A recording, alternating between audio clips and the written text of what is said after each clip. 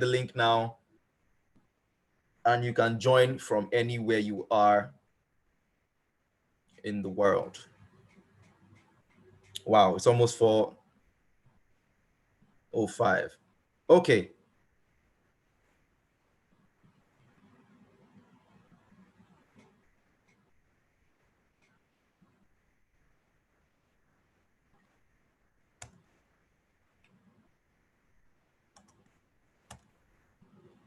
So I just shared the link.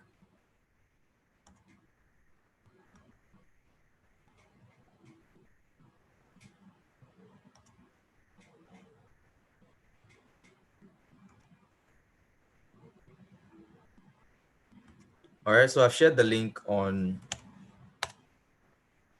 Google Meet. All right. All right then. So,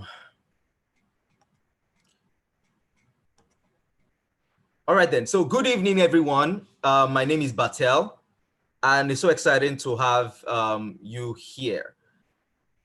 I'm sorry, let me quickly fix something.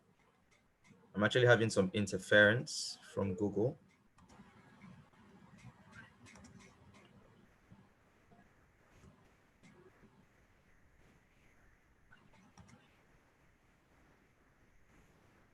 Okay, so I've shared the link.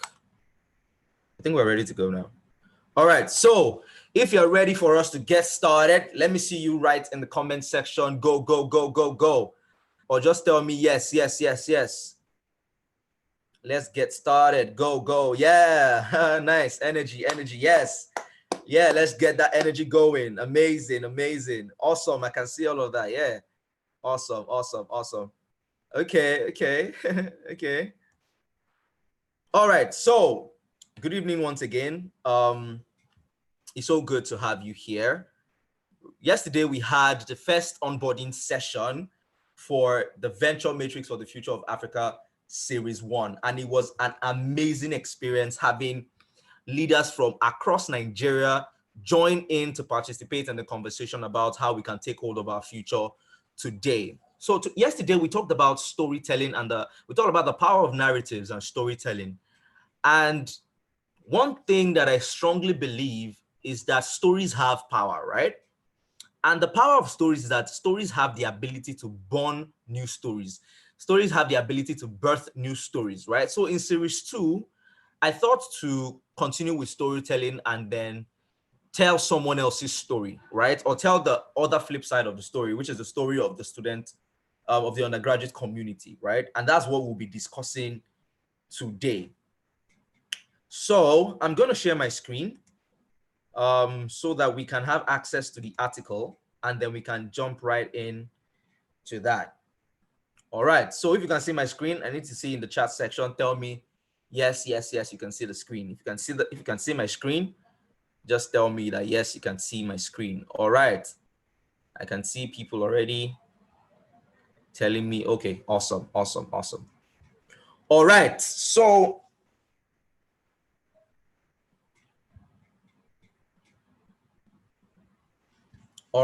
yesterday we talked about two things in series 1, which is number 1, the power of narratives and storytelling, and number 2 is the collective sense of responsibility, right? Those two things are the first things we need to harness together, right? So the three things we're talking about that define series 2 is number 1, the power of questions, right? The power of asking questions, because the power of questions is that it unlocks your mind to a different possibility.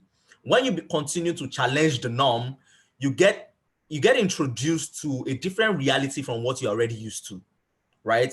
The power of questions is that it unlocks an aspect of your reality that you have not easily conceived, right? It takes you on a journey that you normally would not have explored. That is the power of questions. And as young people trying to negotiate the future, right? We must continue to ask questions. Ask your leaders questions, ask your lecturers questions, ask your parents questions, because that is how you will find answers, right? There are no answers without questions. So the ability to ask the right questions defines the quality of your life. I remember there was something I used to say, and I still strongly believe that the quality of your questions determines the quality of your life. If you can ask quality questions, you can live a quality life.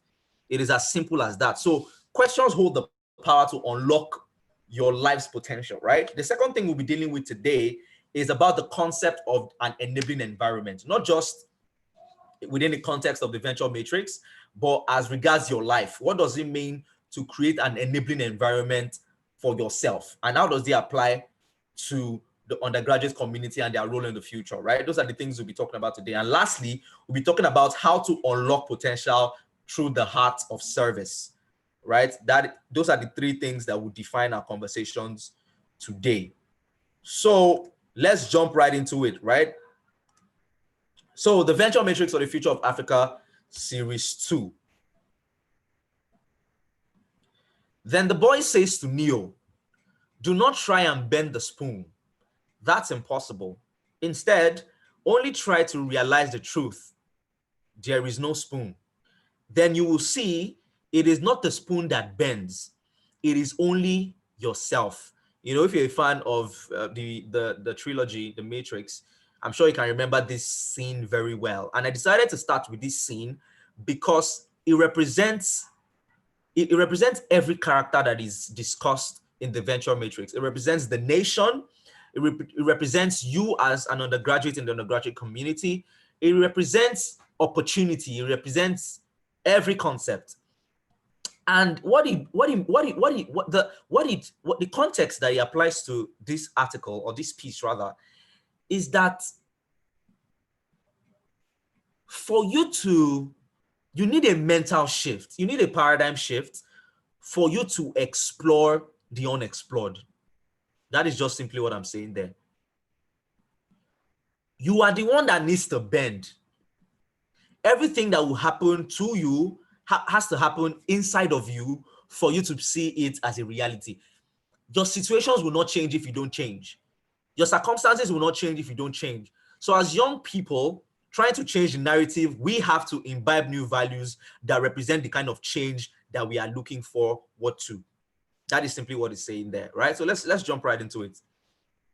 Like the spoon boy, I earnestly desire above all things to provide a superior argument that would cause a paradigm shift to the existing narrative. I pray you this day. This shift is an essential instrument for building the reality of an undergraduate community-driven economic revolution. In brackets, I needed to drive this point home like a preacher to the church because this is gospel truth. So what that first paragraph means is that I was in a very gospel truth mode, right? I felt like what I just written in that paragraph was gospel truth, and I decided to apply some creative writing to gospel truth kind of concept, right? That's why I said I'm driving the point home like a preacher preaching to the church, right? It's just some creative form of writing, right? But that paragraph majorly focuses on change, right? And how we have to become the change that we want to see, right? We cannot change the world individually, but what we can do is contribute to, little drops of change everywhere, just like that popular is it an axiom now, or that popular saying that little drops of water makes a mighty ocean. That is how we will transform Africa. Little drops of change from each and every one of you, from me, from you, would cause that radical reality of change that we need desperately in Africa. So in series 1 of the Venture Matrix for the Future of Africa, I introduced the idea that the undergraduate community was the most sustainable route to developing transformative economies. And we'll discuss that concept briefly before I continue developing the narrative behind the story. So one thing we must understand is, what is a transformative economy, right? A transformative economy is characterized by sustainable growth and inclusion driven by culture. That's as simple as you can define it. It holds an economic environment where society, in brackets, social, drives enterprise innovation, and every stakeholder has a clearly defined role to play. In this type of economy, producers create, in brackets, solutions for consumers, and consumers also create, in bracket, markets for producers. Don't worry, I'll explain that. Supply creates, in brackets, instead of driving demand, and demand creates instead of driving supply. In this economic model, social innovation and entrepreneurial creativity fuels the economic engine. This sounds like I'm just throwing some feel-good words around. So let me provide some context through a case scenario. My alma mater, Obafemi Awolowo University. And I say this as a side comment. The reason why all of these things I'm saying sound so feel-good is that the environment that can host this kind of system doesn't exist yet. But we, the undergraduate community, can be the host of this seemingly new system. Now, what I'm saying in this paragraph, right, is that a transformative economy is basically an economy run like a startup. It is characterized by steady but fast growth.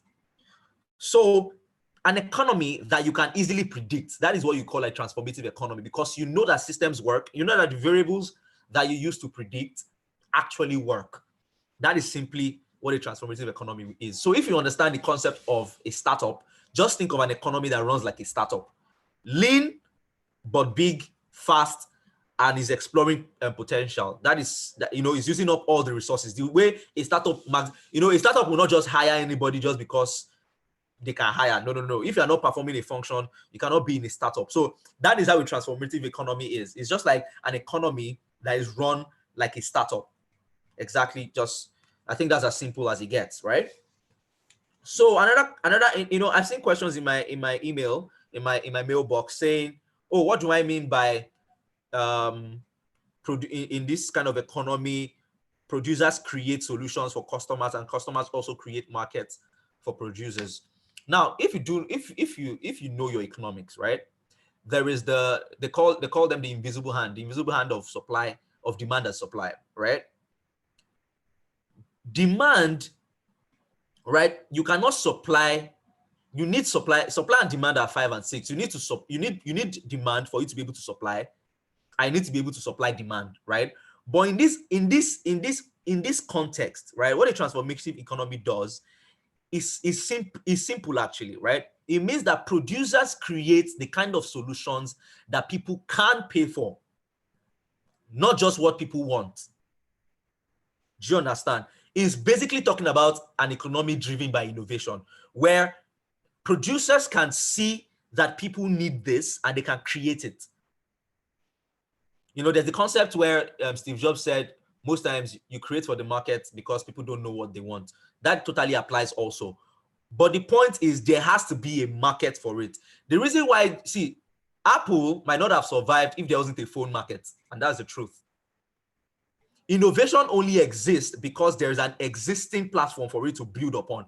That's why I'm more of I support more of innovation than creation. I'm more of an innovation guy because I like to think of what is sustainable, what is measurable, right? When you're trying to create something totally new, when you're trying to create something that doesn't exist per se, and please, this is just I'm talking about the context of producing and consumption, right?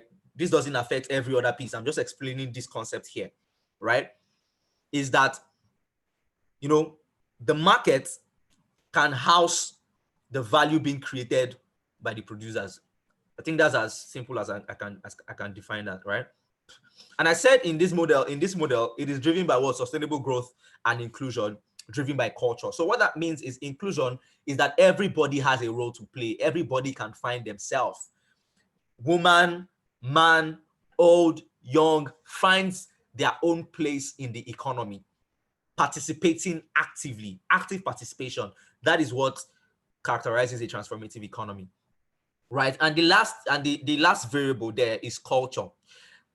I make reference to China a lot because China is one of those. In fact, China is a little even far-fetched. Let's look at our colonial masters, right? The British, the Western, right? Why do you think you wear shirts and trousers today? It is because the Westerners have what they call the Western culture. They have a way of doing things that even when they were on their quest for global dominance, culture was a tool of domination and colonialism. It's as simple as that. So until we as young people can either create our own new culture as millennials, or build upon the existing culture. You're a Yoruba guy. Why can't you look for a way to infuse your Yoruba culture? Okay, because this is live, I don't want to be too controversial, because I don't want to even continue with that example of saying any ethnic group right now, because they all have their restraints, right? So I believe in creating our own young culture, just like the way pop culture just emerged from a couple of people sharing the same ideas. We can have our own innovative culture for a transformative economy as young people in this age, right? So that is all I was saying in that paragraph, right? Don't worry, at the end of the session, I'm going to explain why I use so much artwork and very historical works for depth of reference, as what is called in the art world, right? So this paragraph, I started to observe what I called the first wave. This first wave was triggered by a shift in the political landscape that happened in my 200 level. This period ushered in a narrative that became folklore when an underdog, Seun Fakorede Fako, decided to join the race for presidency of the Student Union Government, SUG, against an incumbent political candidate, Toyin, and became the challenger. I was privileged to be on the strategy team of the now Honorable Commissioner for Youth and Sports in Oyo State, Honorable Seun Fakorede, where I was responsible for driving the campaigns and digital communications team responsible for the campaign and communications assets tailored and deployed for its political objectives at the time. Yeah, so I was at one time privileged to work with the now Honorable Commissioner for Youth and Sports in Oyo State, Honorable Seun Fakorede, right? I happened to be his executive assistant, and during his political campaign, I was part of his digital strategist, where I was designing campaigns and managing the team, handling his communications, right? So that's what I was basically saying there. You know, so as I was saying, right, I remembered an interesting campaign we developed to intimate the community with who he was by deploying a counterintuitive campaign about his identity tagged, "Who is Fako? Who knows Fako? Tani Fako?" He didn't win the election, but it made the students of Obafemi Awolowo University believe that anything was possible within that community if we dared to go against the odds. So I was privileged to be in a position to sit at the seashore where I could see this first wave, which wasn't born by that political shift, but it was brought to the fore by exposure into the undercurrent of this wave. These moving parts that were seemingly unnoticed made the university community pulsate and come alive. It was an unstructured network of individuals and communities driving the value creation ecosystem that was making the lives of students better in some way. So what this whole paragraph means is that there is something called, there's something in this concept of development of the undergraduate community called the first wave. The first wave just means that, you know, it's just an event or a community of people that just deviates from the norm. It's just that event that shocks the whole school and makes people start asking questions. Remember at the beginning, I said the power of questions. When people begin to ask questions, that is how you start a revolution, right? That is what I was saying in that paragraph. So in school at the time, right, what triggered that shift was that Seun Fakorede at the time was just a leader in church. It was part of the House of, will I call it House of Reps, or it was just an honorable, right? It was just an honorable in the student union government, you know, just part of the House of Speakers and all of that. You know, it was just a normal student who was known for his leadership abilities.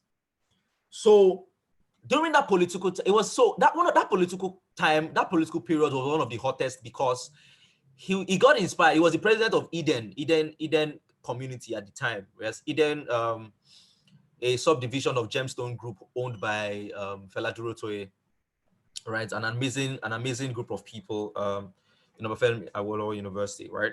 So he was the leader of that group. He was the leader in Rema Word Church in Ife, right? And he was also very involved in politics. So he decided that he was going to run for presidency, and that single decision disrupted the Obafemi Awolowo community till date. People still talk about it till date, because the question was, the guy that was, the incumbent president was still going to run for second term, right? And one guy who just a session ago we didn't know about his political ambitions just said he was going to run for president, and that is a political event that rocked the whole of OAU, right? So the first wave just means that disruptive event, that disruptive group of people, that disruptive situation that just makes people start asking questions, right? I remember also the story of George Iwilade, who is popularly known as Africa. That is one of the things you call a first wave. His death just triggered something in students that made them start asking questions like, why should we be living in fear? Why should cultists have so much influence on how we decide to live our lives as students? Why should I be hiding under my bed because someone else is being a miscreant? When something happens that start making people asking questions, you know that the first wave has begun. That is what that paragraph is basically talking about. So I want you to share with me, what do you think the first wave in your school was? All this time that you spent in your university as an undergraduate, right? What do you think characterizes the first wave in your community? I want to know in the comment section. Share with me. I would like to know your first wave in whatever community that you are in. If you are in community in Ife right now, you're in a different generation, so you might know something different, right? So share with me in the chat section. I would like to know. So let me jump right in. If you're still with me, I want to see you in the comment section saying go, go, go, go, go.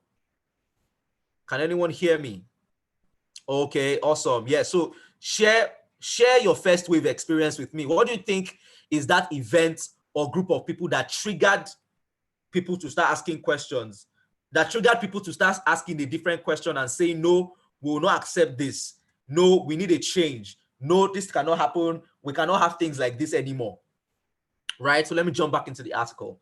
So the swelling of the first wave is attributed to a period dominated by a class of undergraduates who were daring to create and dream beyond the reality of the university at the time. At that time, it was not, number one, Seun Fakorede was a Christian leader. So, people just believed that politics was dirty. What should a Christian leader be doing there?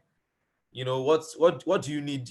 Why not lead in church? Just stay in church. And Seun Fakorede was one of those people who challenged the norm. He started asking different questions. Why can't I run for presidency and bring a different style of leadership into the conversation in our student union government? That was simply the question he wanted to ask. He wanted to answer. That was simply the question he wanted to inspire students to start thinking. Why can't we? Who says we can't? Just that simple question would radically change any community, right? Just like the same way Obafemi Awolowo's death triggered something in Nigeria, just the same way the death of Fela Anikulapo, I'm sorry, Kuti, you get the point, right? That death triggered something. So there's always a major event that triggers people to start asking questions. That is when you know the first wave has begun, right? So the swelling of the first wave is attributed to a period dominated by a class of undergraduates who were daring to create and dream beyond the reality of the university at the time. The chaos by design undergraduate that I was always seeking to connect with the outliers, the round pegs in square holes, the rebels, the outcasts. So most of my friends, as I said, in yesterday's podcast, most of my friends were older than me by at least 2 to 4 years in the university. In fact, my best friend at the time, Oladapo Shenfumi. It was about 2-3 years. He was a pharmacy student, 2-3 years ahead of me, and we were best friends at the time, right? So it was a no-brainer that I started to connect to that network of dreamers. I just found myself among them. As I said, just your enthusiasm to explore a different conversation of the question will introduce you to a different kind of life. That question of why must I follow this path? Why can't I create this path? Is not a form of antagonism. It's not a form to defy it's not anti-authoritarian. It's not. It's just you questioning the norm. Ask questions. The reason why Nigeria is where it is today is we've not asked questions from the older generation. They just handed over Nigeria to us the way it is, and we just accepted, Shebi is like this, we met it, so it's like this will continue. No, you have to ask questions. Why do you people say we should do things this way. Why can't we do these things this way? That is how we would create a different reality. We need to ask questions as young people. It is very essential to the future. So let me continue reading. It was a no-brainer that I started to connect to that network of dreamers. The period of the first wave had dreamers like Toby Obasa, who had undergone an internship with Goldman Sachs and came back to start a project management training market with Dafton 8020. So in this section, I begin to talk about those individuals that contributed to the first wave in Obafemi Awolowo University in my time, right? So those guys were creating markets that did not exist, right? Toby Obasa was one of those disruptive characters that he got an internship, a summer analyst internship with Goldman Sachs, and he just he just left and went abroad, did the internship, and from there just started, getting so much opportunities that when he came back to university, he was a powerhouse. He started project management market in Ife single-handedly. It was amazing what Toby Obasa did in Obafemi Awolowo University, right? So we had the likes of Damola, Joshua Ilesomi, and Wale driving the growth of Trill House. If you know Trill House, if you're in OAU, you would know, you respect the amount of work that Trill House has done. Trill House has built a business in the undergraduate community of Obafemi Awolowo University that is beyond commendable. It is amazing what Damola has done with Trill House. They have expanded, Classic. In fact, I don't know why I need to add that. Classic Info Systems. Those guys are so big. They are growing so fast right now. In this same Ife, because of this same concept, they solved problems in their local environments, OAU community, and then branched out. They didn't stay there. They didn't start thinking of global business. They branched out to Ile-Ife to solve problems for Ile-Ife. We have Classic Info Systems in Mayfair, helping people access quality phones, help people repair their phones. That is how we should think. We need more business models like that. We need more business leaders like that who can think that way and create solutions, right? Build value, simply. So we had Kunle Oladokun building King's Chow that changed into Campus Chow, right? Kunle Oladokun has even started another amazing startup called Easy Papers. I worked on the project with Easy Papers. I think last year. It was an exciting project. Yes, so Kunle Oladokun too, while he was on campus as an undergraduate, was building the business King's Chow that changed to Campus Chow. That was helping students access quality meals, quality amazing experiences. But let me read on. So we have Mama Sarah, who is popular for her jollof rice and fried rice. You can't get, at the time, you couldn't get any other experience of fried rice and jollof rice except you go to Mama Sarah. Mama Sarah was doing really amazing stuff, creating value. Seun Risky, that's another name that will ring in OAU for a long time. Seun Risky. Seun Risky was the guy that the guy exposed us to how bread and egg can become a brandable item. It was amazing, or it is amazing what Seun Risky did in Obafemi Awolowo University, right? So Seun Risky, the business grew so fast that I started a subsidiary called Aside Oats, where he was doing pop-off, disruptive models. So what stood out in these guys is that they were always doing something different. They were always creating value. They were always exploring opportunity. Seun Risky did something different where he knew that students like pop-off. So what he did was, how can I give students more value for pop-off? So instead of doing 10 naira small, pop-off, he started doing 20 naira big pop-off, and that changed the game totally. Right. So going back to that, we have Seun Risky later grew into a subsidiary called Aside Hot, and Twisters, founded by Lawumi, exposing us to dream big and act excellent by, sorry about that.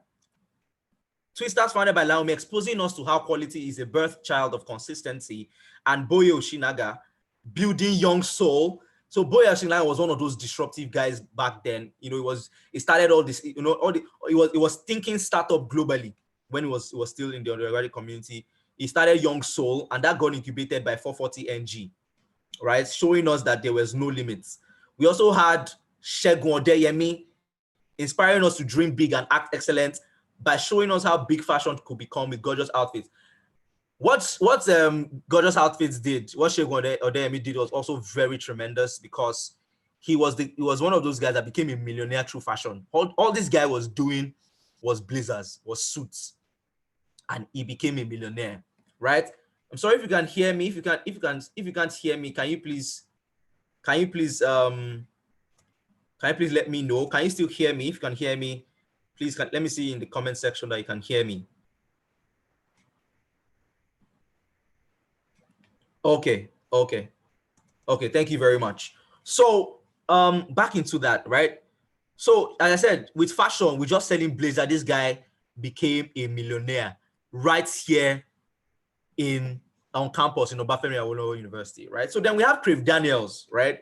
Crave Daniels has grown into an international consulting firm right now, established in the United Kingdom. I worked with Seun Okufolami, is one of the best people I've worked with in my life, and I'm forever grateful that he gave me the opportunity to work with him. I will work with him over and over again. I'm such a big fan of Seun Okufolami, because what he did was very disruptive. Who is a very amazing person, right? So as I said, then we had Crave Daniels by Seun Okufolami, training us to think proactively global. So Seun Okufolami was one of the people who started the certification in the certification market for project management and human resource in IFE, right? So while Toby Obasa brought project management to the market, right, Seun decided to take it further by introducing certification. So what Seun did differently was that he was the certification channel. So that is why, you know, in Obafemi Awolowo University right now, once you come to do anything, they will ask you for certification, right? He was one that birthed that culture of certification in Obafemi Awolowo University. These were guys that were thinking differently. They were questioning everything and creating value as answers to those questions. So we also had Jomi of Joe's Indulge. Yes, Jomi, amazing guy, started Joe's Indulge. Joe's Indulge was bringing menus that people did not believe would sell in Ife. Jomi started pizzas. Jomi started hamburgers. Jomi started, you know, premium alternative meals in the community, in the undergraduate community. People thought it would not work, but he was a very disruptive person, creating value, amazing stuff. I'm already, you know, there's so many stories. You know, if I were to tell every individual story that I know of all the names mentioned here, we'll spend a lot of time. So let me just rush through. So we have Jomi of Joe's Indulge, we had Quick Chow, we have Tunde TNT, introducing us to how providing the best experiences was the soul of building businesses. We also had Sonwo Cards. You know, Sonwo Cards was one of the most interesting projects at the time. Sonwo was founded by, you know, by a team led by Yinka Adewale. I don't think he was a co-lead on the project, right? Because I like to get my story straight. It was a co-lead on the project, but now he's the founder of Kudi.ai. If you've heard of Kudi.ai, right? That guy started building projects, started building solutions while he was a student on campus. His first project that, you know, became widely acclaimed was Sonwo Cards, right? But now he's the founder of Kudi.ai. And then Boye Richard, yes, Boye Richard is another amazing guy. I wasn't really too close to him, but I was within that circle, so I knew about him.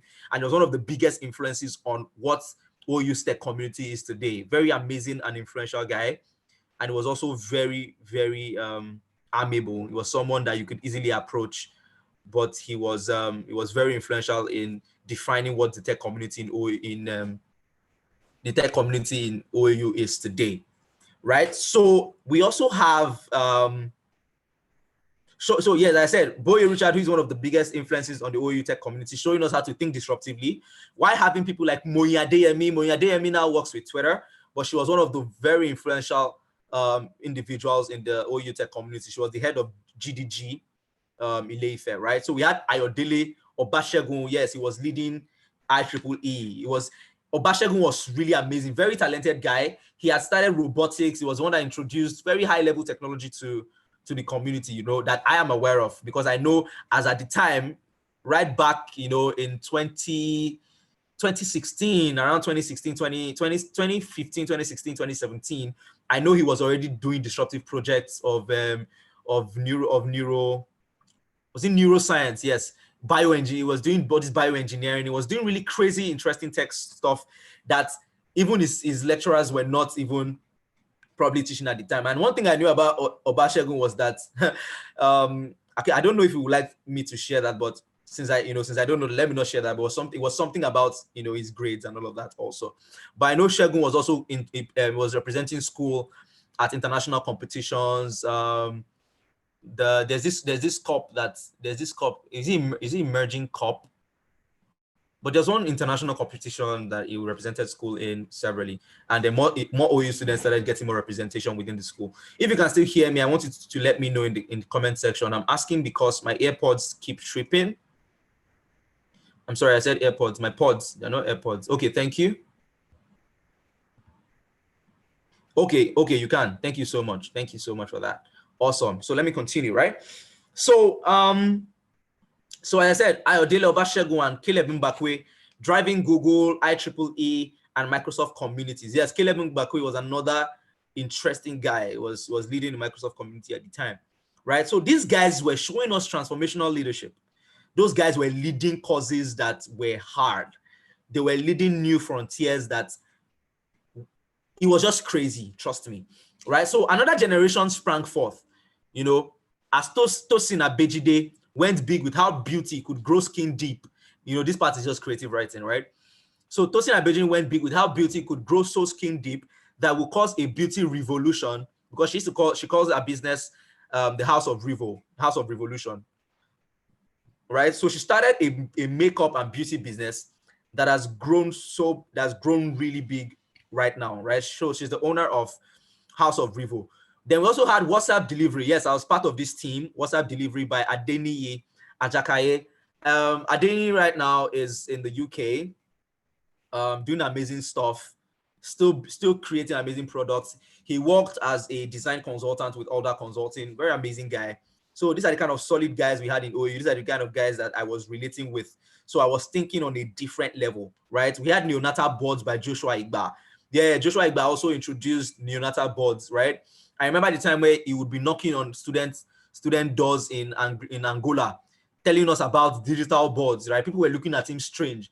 But then some way, somehow, these guys just brought digital boards around, high traffic centers around campus. So students could listen to news, students could watch news on digital boards right here in OAU campus. Amazing stuff. People were challenging the norm, right? Creating amazing stuff, right? Then we had Salon des Ions by Samson Uyi. Samson Uyi introduced how perspective and storytelling could radically change businesses. This guy just used to cut hair, but the way he did it was different. And this radically changed, right, the haircut industry here in Obafemi Awolowo University and in Ife. It grew really fast that he got a shop in Lagere, doing amazing stuff, serving markets as far as OUI, serving markets, amazing stuff people were doing. Then we had Kitchen Monsters by Kemi Oyedepo. Kemi Oyedepo is one of the most fascinating individuals in this story, because this girl built a food business without ever having a shop. Or she was the one that started this pre-ordering business model for food. She would cook amazing meals and just sell without owning a shop. She will cook right there in the hostel in Moremi there, that people will look at and say, what goes on there? There was someone building an amazing business that grew really fast. Now she has expanded, serving different parts of Nigeria, serving Ibadan. I think she serves some part of Abuja. I think she's in Abuja now, doing amazing stuff, right? Then we had The Broth by Marizu Nwadike. Marizu Nwadike was another guy who dared to redefine the norm by thinking out of the box. All he was selling was pepper soup, but the way he sold pepper soup was different. He introduced different types of pepper soup with yam, pepper soup with plantain. Students were thinking out of the box. It was an interesting time. So we had those building platforms like Tolu Elemosho. This guy is interesting. In fact, Tolu Elemosho would actually be a guest after this onboarding session. When we start the next version of the session called the Forum, where we start inviting stakeholders and guests to come give us the tools that they used or tools that we can use to big grammar that I'm saying, you're going to meet them. So Tolu Elemosho right now is in is it Iceland or Ireland? Forgive me, I don't know why is it Equatorial? No. Is in one of these, is in the country that they say is the most technology progressive country. I can't remember, but right now it's there. But while he was a student, Tolu built OAU Market. It was just a platform for people to buy and sell phones. Simple stuff. It was connecting people who wanted to sell phones with people who wanted to buy phones. And it grew so fast that he started buying phones and selling. Really stuff. So it grew really big. It grew into College Mall. And then we had CloudShot Technology with Kelvin Umechukwu. I also trust that, I hope Kelvin will be able to also make it on the on the venture. Kelvin Umechukwu, he built the Consonance community, and that has become amazing, right? So he's going to come and be sharing with us how he builds that and how we can use community as a tool to influence change. Then he and Femi Udu built Voice App. So the question they were trying to answer at the time was, how can we know who is in class, right, without having to go to class? That's how we started, right? So they built an app like WhatsApp, right, where you can feed information about class, share notes, and all of that. Very interesting product. Then we had those who showed us to reach for the sky by driving moonshot innovations when we weren't even ready for it. Like Ololade Otayemi. Ololade Otayemi is one of the people I respect so much. This guy was doing things that normal students were not thinking about. He was building phones. He wanted to be the first to build Nigerian powered phones and tabs. He had what we called Obra Technologies while he was on campus.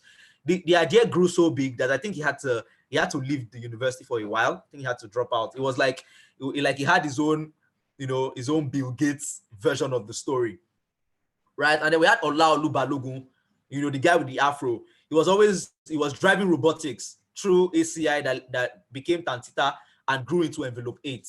So what I want you to do in the comment section, right, anytime you're listening to this, is I want you to share people in your school that represent this storyline, people who have inspired change, people who have thought differently.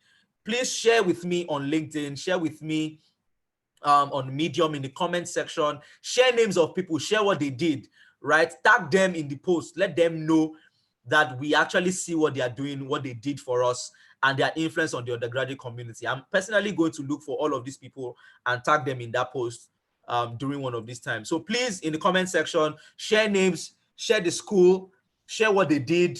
Let's start a revolution. Let's share stories, right?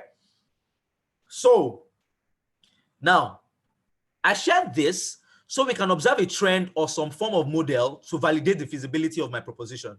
The first wave also ushered a new way of thinking and initiated the stages of development through a life cycle we would explore. I think this life cycle would enable the formation of this value creation ecosystem being unfolded by the venture matrix for the future of Africa. All of the events stated below to mark these stages are used as reference points for these stages as markers of the dominance of the subject matter of that time within this context, i.e., that is Obafemi Awolowo University, Ile-Ife. My proposition for the venture matrix for the future of Africa is designed for a life cycle of 8 stages. These stages are, so what I'm simply saying there is, the references I used in this to define these models, to define these stages of development, were the variables that characterized those periods. Not like as if these things have never happened before. No. But I'm saying during the time I was building this model, these were the things that defined, they're like the zeitgeist. Okay, that one is big grammar. They were the most prevalent things that were defining the period at that time. So the stages of development for the undergraduate community to become an economic revolution is, number one, the first stage, the groundbreakers. So remember, this stage is what is initiated by the first wave. So when the first wave occurs, you can expect to see these things: the groundbreakers phase, the opportunity stage, the awakening of communities, the bridge stage, the creation of an enabling environment, the rise of institutions, the ecosystem, and then that will now translate into what? The transformative economy. So this is 4:50. Wow, today's time, is really fast spent. So I'm going to rush a little bit. So the groundbreaker stage, this is most times observable from demographic shifts that happen at the beginning of a new session when new students are admitted into the university and hosted on campus from different parts of Nigeria and Africa, and are required to either settle in the community by challenging or conforming to the norms. So every year, right, new students are ushered into the undergraduate community. And this is beautiful because you have different people from different backgrounds, with different stories, with different interests, with different belief systems, all camped in one place. Which other place, or which other community gives more excitement as much as this? I don't think there's any other. So you have, like now in OAU, about 5,000 students to 12,000 students coming every single year through direct entry, through merit, through through second degrees, diplomas, master. So you just have, so that groundbreaker stage is defined by that new entry of ideas where people begin to challenge the norm and people start saying, wow, this is an opportunity. This is a blank check. I can create something. I can do something different, right?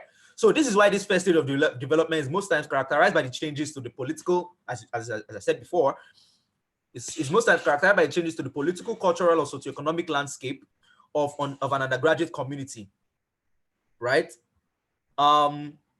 This state of negotiation, these changes always trigger a need for people to act.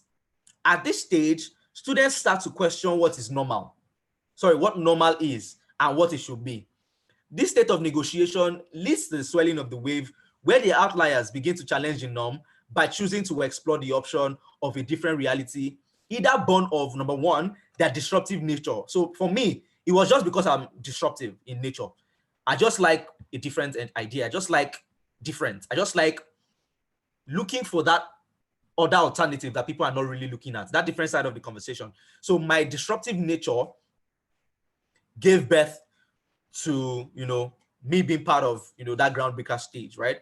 Or a need for survival. Most people start businesses because they have bills to pay, but they quickly realize that these businesses could become something else, that these businesses could be bigger, and then the opportunity they're exploring was bigger than them, right? Or just a desire to create their own reality. Somebody can just say, like now, new students coming in can say, we have XYZ in Lagos. Why can't we have it here in Ife? Let me just try it and do it here. Somebody else can say, I live in Abuja and I'm currently in Owerri, Futo. There's this thing we do in Abuja. Why can't we just do it here? Why can't we just try it here? Right? So those kind of conversations birth change. Or lastly, the drive to explore opportunity. So you can notice an opportunity and quickly chase it. Like now, you just notice that, it seems more students are buying iPhones. Let me quickly start an iPhone brand in my school. Let me quickly start laundry, because I can see that most students, after the lockdown, students are going to be busy and they will not have time to wash their clothes. Let me start a laundry business, but let me do something different. Don't just build solutions because you want to for profit, you want to solve hunger. No. Do it because you see an opportunity to enact change, right? That's what the groundbreaker stage is about. The next stage is the opportunity stage. This stage is all about opportunities within the community, either from internal providers or from external providers, and this creates the first form of market or market opportunity. This stage marks a period with the influx of events and community activities by external individuals who model the life undergraduates aspire to achieve. So what characterizes this stage is that people just start to host events anyhow. Just like the way at the beginning of the lockdown, you just see 1 or 2 webinars, you just see 1, 2 Zoom events, 1, 2, 3. But right now, every day there is Zoom events for every hour. You just need to search. So that is what you call the opportunity stage, because people begin to look for for stories that look like them or represent an idea that they aspire to. So when you start having people like, okay, students will start saying, let's even talk about the more relatable case. Students start asking themselves, why can't we invite Davido to our school? Why can't we invite Davido to our school? Let's just come together and invite Davido to our school. That's the opportunity change, because they want to see Davido and feel like they are not losing out in the best experiences, right? And those things start to create markets, because when you say let's bring Davido, you now put gate fee. People now start to pay for the service. So it now becomes a thing as time unfolds that whenever there's a show and there's gate fee, students want to do that. I remember in Imagine Cinemas, right? Imagine Cinemas is another beautiful brand so they used to show movies, right? somebody just asked the question, right? People are used to cinemas now. People watch Netflix. Why can't we just have our own mobile cinema? And they just started. And right now, they generate revenue in crazy amounts. I don't know the figures, but when you see the crowd at Amphitheater, when you see the crowd at Oduduwa Hall, you will know these guys are making money, right? So dare to be different. So that's what it means by the opportunity stage. So this stage marks a period with the influx of events and community activities by external individuals who model the life undergraduates aspire to achieve. Events like conferences, workshops, trainings, trade fair, and the sort were a major trigger for this phase. This drove a lifestyle this drove a lifestyle behavior culture that directly impacted the creation of markets. As the frequency for hosting these projects increased, as the cost of implementation reduced. So at that time, if you wanted to host a seminar, you wanted to host a training or trade fair. I remember I used to use SUB car park a lot. It will cost you a lot. The process was long, but as people continue to do it, you could always access SUB. Adjusted was even giving. Adjusted was even accessible for free once you could write letter. So those kind of things started inspiring people to, do more projects. Why can't I call Wale Soyinka to come and give a talk in my school? I just need to write to Adjusted Hall to give me the hall for free. Or once I can just pay 15,000 for cooperative building, I can use them. So things like that started happening. People started to put skin in the game, right? So getting access to venues and volunteers. Then students, started volunteering. Very exciting times at that period. Students started getting awake to the concept of volunteering.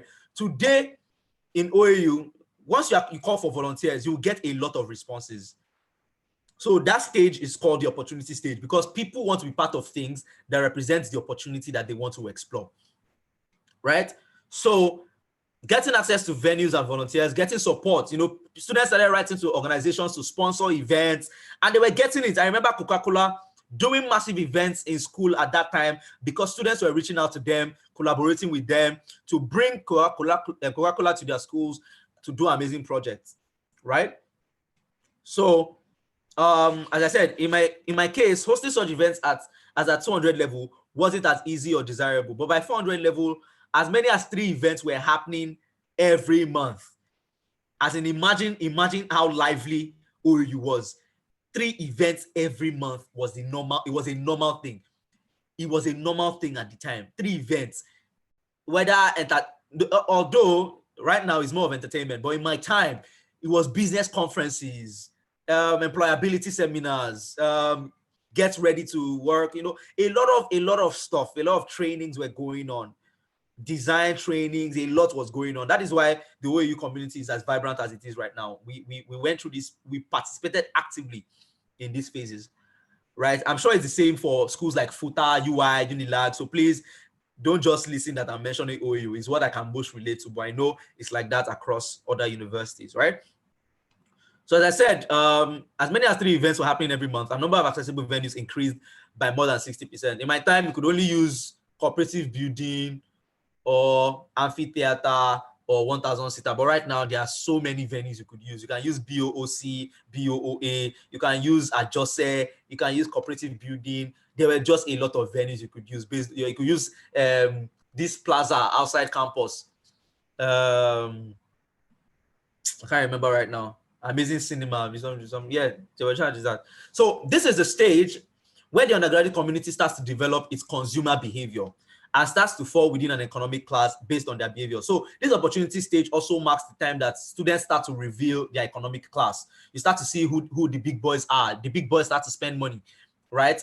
Because of the groundbreakers. So let me give you an example. Because of the groundbreakers like Jomi, who was, let's say, doing pizza. It was in this stage you started seeing the big boys carrying the girls, taking the girls to Jomi to eat pizza. Normally, when there was no Jomi, right, they would just go to Forks and Fingers and just order rice and chicken or beans, the same thing. But when students started innovating new products, that's when the big boys started showing themselves. Captain Cook regularly, Country Kitchen regularly. Then the people who were on the other side of the conversation were going to where they were going to. Let me not put up the wrong narrative here. So, for example, right, some people began to visit Country Kitchen and Captain Cook frequently.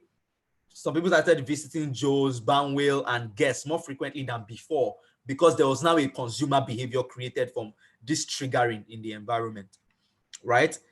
Then another would stick to eating at A1, A2, and Mama B, especially those who were in the hostels, right? So the introduction of startups like Quick Chow, Foodie, and WhatsApp delivery was a game changer in this market because students, so can you imagine that on our campus, at my time, we could order food for and delivery as far back as 2017, 2018. Students will stay in their hostel and order food. As in, imagine that student environment. It was exciting, it was interesting, right? You could order food from your campus from your phone. It was an interesting time. So they were making life better for students, and that was real value. The next phase is the awakening of communities. Oh wow, we're on 5 o'clock already. I need to rush, so that means I can't do any explaining for now. Let me just finish and then I'll do a summary. I'm sorry for not fully maximizing the time, right? So the awakening of communities. Every economic progress that will be sustainable has to be built on a social cause framework. There's no real economic change without social change. The opportunity stage of development ushered in the need for people with common goals, aspirations, and shared values and beliefs to exchange ideas and resources towards achieving these aims. Students began to connect, collaborate, share resources, and support each other. Their primary goal was to provide access to resources that would equip them to explore bigger opportunities together. And this started to impact the university community and even the host community. You know, it was in this period they started having, okay, let me continue reading. Students became more invested in social work and social issues and social causes. They collaborated to implement social interventions and social innovations directly impacting their experiences as students on campus and catering to the needs of the marginalized within the community. This fueled the vibrancy of communities, clubs, and student organizations such as ISEC. So ISEC had been around, but they became more vibrant after the last phase, which, as we discussed, was the opportunity stage, right? So ISEC, JCI were becoming more vibrant. You know, they began to interface with communities such as Startup Grind Ife. You know, started. You know, communities started popping from anywhere, from everywhere. They started having communities like Startup Grind Ife, Consonance, WordPress Community Ife, GDG, Andela Campus Community, Microsoft Community, Space Club. You know, it's amazing how many communities we have in Ife. I'm so excited about Obafemi Awolowo University and the potential impact it could have on a place like Ife, right? I'm sure there are other communities. So you can share communities with me also in the comment section, in the chat box. You can let me know your communities that are impacting your students' environment. So this also marked, and this is one thing that really excited me. This also marked the time where religious circles became more diverse and actively involved in community development. It was such an exciting thing to observe. Churches and mosques started embracing the idea of innovation, creating value, and it was such a great time to see.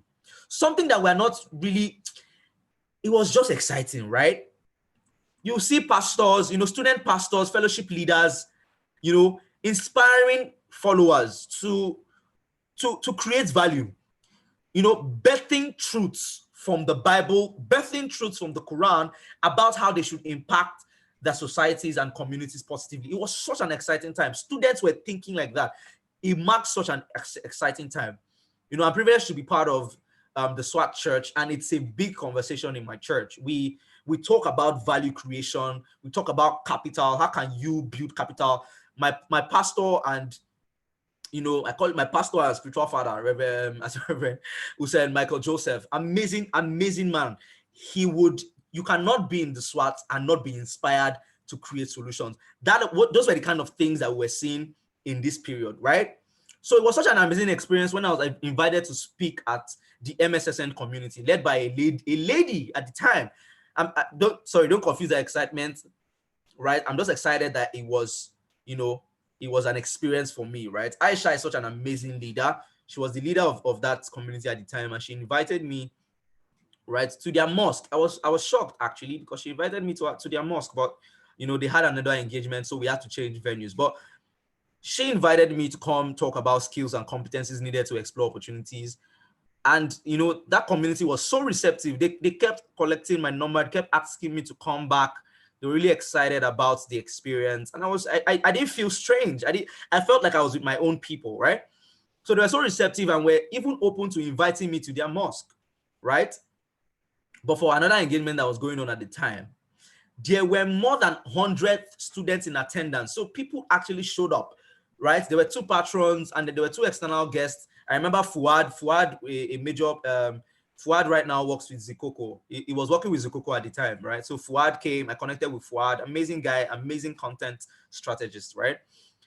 And then 2 external guests who were also Muslims, and I was the only person of a different faith at the event. Now, the bridging stage. This was a stage of pivoting, right? Now, there was groundbreakers had emerged. Communities were awake, right? Opportunity stage was the norm. Now, people outside campus, the corporates, the big organizations, they started to notice. So this stage marks the stage where, the bridging stage marks the stage where the internal environment seemed to have attained a state of critical mass, and it was time to reach beyond the walls of the university to other universities and corporate organizations. That's why I started having the Law Society, reaching out to other law societies in other campuses. You have, I remember Psychology Association will have national seminars. Students from psychology departments from all over the nation would come together, right, to discuss topics. It was an exciting time, right? So this stage marked the establishment of relationships and bridging the student community with the local and global value creation ecosystem through competitions, internships, fellowships, hackathons. That's when, a lot of hackathons were going on campus. So campus leads of initiatives, that's when Hot Prize came to school, campus ambassadorship programs. So in this phase, we had students like Barakat Tiamiu, who I fondly call the Iron Lady, driving the establishment of the Hot Prize competition in OAU. We had Emmanuel Faith and his team driving the Unilever Africa Idea Trophy campaign on campus. We had Tola Okodua connecting women in Obafemi Awolowo University to WinBiz, the organization. We had Temi Adelano connecting the iconic community with the Osasu Igbinedion Foundation, and then the tech ecosystem. Right? We had student ambassadors for the Bank of America, Merrill Lynch, and Goldman Sachs. We had representatives as students from KPMG, from BCG, from the other big 3 and big 4 consulting firms right there on campus. So if you were students, you didn't know how to apply for Goldman Sachs, there was a Goldman Sachs representative you just need to look for. You want to join Google, you don't know how to join Google, there was a Google community. You wanted to be a participant in the Microsoft community, there was somebody you could talk to. You wanted to learn how to become an investment banker, there was a Bank of Merrill Lynch guy to help you out. You wanted to know how to apply for the aptitude test in KPMG, there was someone you could talk to. So it was an exciting time, right? So these student communities committed to building relationships with a network of organizations for mutual benefit. So these organizations were looking for talents, and they had students on ground who were introducing them to a talent pool. That was an amazing time, right? So for mutual benefit, and that was the first validation of the potential of this undergraduate community. This was the period of the undergraduate community interfaced with the value creation ecosystem and established its voice and position in the value chain as a stakeholder. Now, the next phase, right, is the creation. So these 3 or 4 stages that I've mentioned so far, the groundbreaker stage, the opportunity stage, the awakening of community stage, right? These 3 stages marked, it now became the benchmark, right? Because it was now a normal thing for every community, or for every undergraduate community across the nation to undergo these things. So in every community, in every school, you'll find these things, right? But there's one place we're getting stuck, which is here, the creation of an enabling environment, because that is where we needed to now start engaging and negotiating with stakeholders, right? And that is where most people get stuck in their university, because you notice a lot of things going on in your university, but not so much progress. It just there's always a glass ceiling, and this is why, right? It is because of the creation of an enabling environment that needs to be done, and that's where we are, and that is what we need to do from now, and that is what the Venture Matrix for the Future of Africa project seeks to address, right? I'm going to be sharing with you my ideas on how we can solve this in the other series, right? So let me quickly read this. We have only 5 minutes left. So this stage is where most progressive undergraduate communities like my alma mater, OAU, are stuck. This stage is the reason why I'm putting some skin back in the game for us to transcend. This stage is where most undergraduate communities who evolved through these initial stages of development before my time in the university also stopped and couldn't grow beyond. So this is the same place where people who had come before me had explored and they couldn't pass. So the focus over the last decade, the last decade rather, has been on creating leadership systems to sustain the stage of development already attained. So one thing we need to do is, all over the nation, right, university communities right now have been able to establish how they can always pass through those 3 initial stages. So in any university right now that is awake to this thing would easily pass through these 3 stages. But this is where they are stuck, right? So they have created leadership systems. So it's easier for leadership transition now. So that's why in JCI, it's easy to transit leadership and the next person can carry on. In places like GDG, Microsoft, those communities are still vibrant because they've mastered the system of transference of leadership. Amazing things that young people are doing, right? So this has been able to sustain the progress, but not efficiently enough, because an enabling environment is key to the next stage of development. This is where we are now, and this is where we need to focus all of our energy on. It will require an archetype of the economic framework of the 3 Ps called the public-private partnership. So the public in this sense being the university administration, our state government, our local government, our federal government, right? Those are the public in this phase, right? And the private partnerships being the innovation class of the community. Don't worry, in other series would discuss the concept of the innovation class, right? So it will require an archetype of economic framework of the 3 Ps. So to create an enabling environment, you just need these 3 things, right? The 3 Ps, which are projects or platforms, policies, and then partnerships or people. Unlike other value creation ecosystems, the undergraduate community value creation ecosystem will be defined by one market reality alone, which is creativity over certainty. Stakeholders in this value chain, especially investors, need to invest in the creativity of the market, in the creativity of the market engagement, defining the market opportunity rather than the certainty of the market opportunity, as is done in traditional venture capital systems. What this simply means is they need to invest in the change going on in these communities beyond the product or the opportunity itself. They need to invest in people, simply put. They need to invest in the ability for people to create things, right? That is where the investment opportunity lies. So investors and creators would have to choose creativity over certainty in defining the market opportunity that is investment worthy within this ecosystem. So I'll be discussing the other stages of development within this economic life cycle in the other series, and my projections on the outcomes of some concerted action towards a transformative economy in our universities. In the next series of the Venture Matrix for the Future of Africa project, so next series is where I start to tell you my own layout design that I feel anybody can copy. You can copy, you can use. It's a design I think we can use to convert our undergraduate community into an economy of its own. That is the simple idea, right? So in the next series of the Venture Matrix for the Future of Africa, I'll be sharing my design on how to create an enabling environment where the undergraduate community can drive a transformative economy. So it gets a little daunting from here. This is 5:13 by my time, and we have come to the end of this session. Thank you so much for joining in. I hope you've been excited. I hope it has been an amazing learning experience. And then now we'll just have a little more discussion. All right, so see you tomorrow, same time, same place, as we talk about series 3, the case. Have a great day.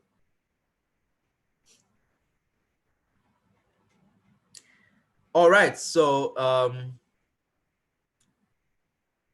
awesome. Thank you so much for the comments. I just have a few points here to discuss with us before we leave. At least I still have 1 minute. So a lot of people have been reaching out to me. So a summary is that today's session, the series 2, is attacking 3 major things. Number 1 is what? The power of questions and questioning the norm. Number 2, the power and the need for an enabling environment to be able to explore the potential of these opportunities in our undergraduate community. And then the heart of service. Although I didn't talk about the heart of service directly, but I will make sure I talk about that in tomorrow's session briefly. Right? So thank you so much. So a lot of people have been reaching out to me, telling me that they want to join the program. And I've noticed that some people have not been very active on the current program. So what I will do is, after tomorrow's session on Wednesday, I'm going to open the application link for people to apply to join. And we're going to remove those who we have found inactive on the program. As I said, this is serious stuff. We're not just talking, right? After this stage, we go into actions. After the onboarding sessions, we'll start engaging stakeholders to give us practical tools and help us to demystify the challenges in achieving these ideas that we've been discussing, right? But after that, we will go into practical stuff. We will start policy campaigns. We will start real stuff. So we need people who are committed and devoted to this vision, right? So on Wednesday, after this session, I'm going to open the link for registration again, and we are going to remove those who are found not participating in the session. Yes. In fact, we're not biased towards any school. If 2 more leaders from your school can join, we can have 100 leaders from one school. But as I said, what we need in the program is to have representation. We need more people from the north. We need more people from the south. We need more people from the east. We need more people from the west, so that we can have a robust conversation. We can have a rounded view on this thing and not just have a certain group of people. Thank you, Jaire Motara. Yes, so my neck is actually paining me. Yes, so thank you so much. Tomorrow, the link will be open. I would discuss that more intensely tomorrow, after tomorrow's session, the case, right? So thank you very much. You can start leaving now. From tomorrow also, I would like us to start taking selfies together, right? So I will need you for one moment to have your videos on from tomorrow at the end of every session, so that I can take a screenshot of the screen of everyone. Yes, so Emmanuel, buy me water and and other and have it delivered to me. I'm currently in Ife. So yes, please. Okay, thank you so much for joining in, guys. Thank you so much for the comments. I think I will just go into the comments and start reading them now. All right then.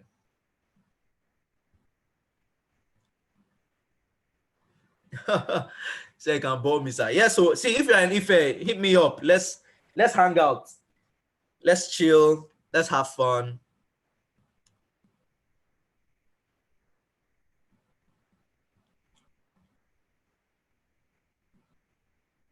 Yeah, so as I said, for those asking about the general group, you can open group for yourself. But as I said, right now, we are only going to open group for people that we find active in the program. And that group is not going to be open until the 3rd phase, which is after the conversations with the stakeholders, because we'll open a group to now corroborate all we have been learning and converting them to practical strategies together. So we'll ask you, oh, guy, how far from the north, right? This is what we want to do. What are the things that make it different in your own community, right? Maybe in your own community, they don't allow people to build businesses on campus. So what can we do differently? Do you understand? So those are the kind of conversations we want to be having. So it's only people that are able to participate from the 1st phase to the 3rd phase that will be allowed to join the group. But right now, because the thing is, we don't want to open a group and then people are not active and participating. We will not do that. So yes, in the comment section, connect to each other. Make friends, because these are the people that you'll be causing change with over the next 3 to 6 months. Awesome. I can see someone sharing their number. I say Futa G's, please hit me up. Nice. I like that spirit, Taufik. That's a leader right there. So connect with each other, make friends, right? I'd like to hear your comments, and I'd like to hear your comments in the comment box.